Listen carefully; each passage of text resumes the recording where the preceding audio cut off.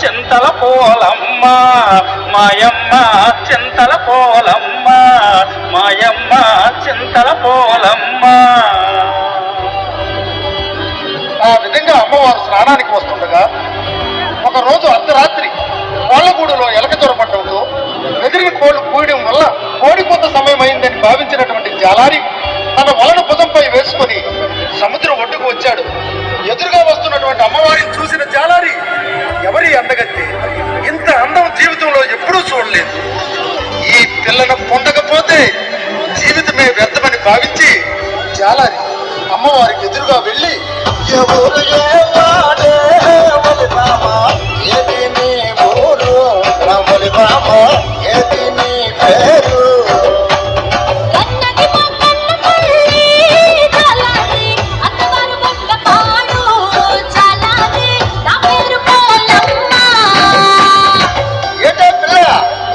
కన్నవారు మాకట పిల్ల అత్తవారు గొట్టపాడా గొట్టపాడు నేను ఎప్పుడు నేను చూడలేదు, నాకెప్పుడైనా నువ్వు చూసావా? చూసానురా జాలాని. చూసావా? ఎక్కడ చూసావే? ఒరే జాలాని, మొన్న అమ్మవారి గుడికి వచ్చావు కదరా, వచ్చి అమ్మవారి ముక్కుకున్న నత్తులు చూస్తున్నావు కదా, అప్పుడు చూశాను. అమ్మో, ఇది సామాన్య రోజు కాదు. సరే, నీ అన్నదమ్ములు కానీ అక్క చెల్లెళ్ళు కానీ ఎవరైనా ఉన్నారా? ఉంటే ఏ ఊరు ఉన్నారు? ఉన్నారా జాలాని, మేము 7 అక్క చెల్లెళ్ళం.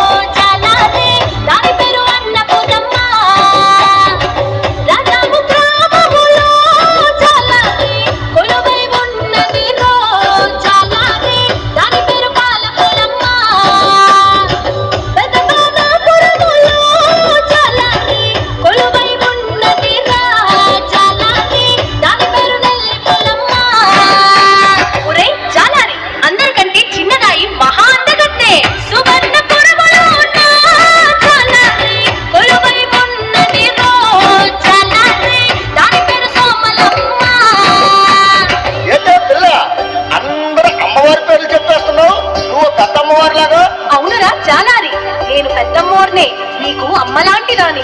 నేను స్నానానికి వెళ్ళాలి, నీవు వేటకు వెళ్ళరా, నీకు కావలసినన్ని చేపలు దొరుకుతాయి. పిల్ల, నువ్వు అందమైన దానివి, నేను బలమైన వాడిని. మన ఇద్దరం కలిస్తే నీ మనసు నా మనసు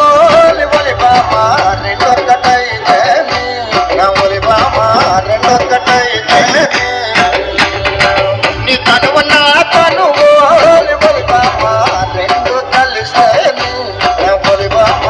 రెండు కలిస్తే లోకానికి అంతటో కనువిందు కాదేటి కనువిందు కాదేటి. ఒరే జాలారి, అమ్మతో అలా మాట్లాడడం తప్పు కదా? పిల్ల, ఈ గిచ్చుగాడి కట్లో పడ్డ పాప, వల్లో పడ్డ చేప గిలగిల గిలగిల కొట్టుకోవడమే కానీ తప్పించుకోవడం సాధ్యం కాదే.